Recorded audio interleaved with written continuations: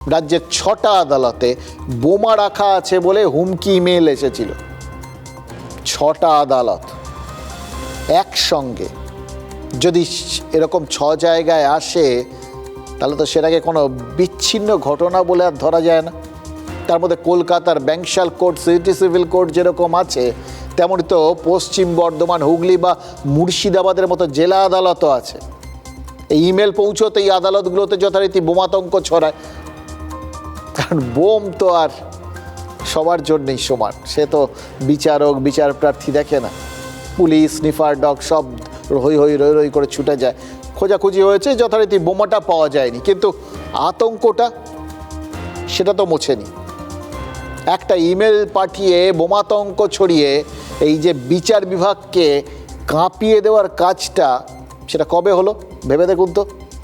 এসআইআরের কাজে নিযুক্ত বিচার বিভাগীয় আধিকারিকদের একাংশ নিরাপত্তা নিয়ে সংশয় প্রকাশ করা ঠিক পরের দিন, বা আরেকটু যদি শুরুর থেকে দেখেন, প্রথমে যে মুহূর্তে এই বিচার বিভাগের ওপর দায়িত্ব দেওয়া হলো এসআইআরটা ঠিকঠাক করে নির্দিষ্ট সময়ের মধ্যে শেষ করে দেওয়ার, তারপরেই এই ঘটনাটা ঘটল। একদিকে বিচারকরা বলছিলেন তারা নিরাপত্তাহীনতা বোধ করছেন, আর আরেকদিকে সত্যি সত্যি তারপরে পরেই এই মেলগুলো চলে এলো, বোমাতঙ্ক ছড়ালো। এবার দেখুন খেয়াল করে যে এটাকে আপনারা কিন্তু ওই বললাম এক বিচ্ছিন্ন ঘটনা তো ছেড়েই দিন, এটাকে উড়িয়ে দেওয়ারও কোনো জায়গা নেই।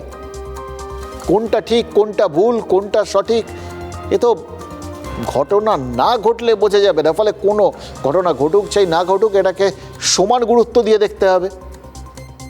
এই বোমাতঙ্ক ছড়ানোর ব্যাপারটা যে সিরিয়াস, ব্যাপারটাকে স্রেফ ভুয়ো ভেবে যে ভুলে যাওয়াটা ঠিক হবে না, সেটা তো শুভেন্দু অধিকারীও প্রমাণ করতে চেয়েছেন। বিরোধী দল নেতা দাবি করেছেন যে আদালতগুলোতে এইভাবে বোমাতঙ্ক ছড়ানোর পেছনে কে বা কারা থাকতে পারে সেটা জানতে এনআইএ তদন্তের নির্দেশ দেওয়া হোক।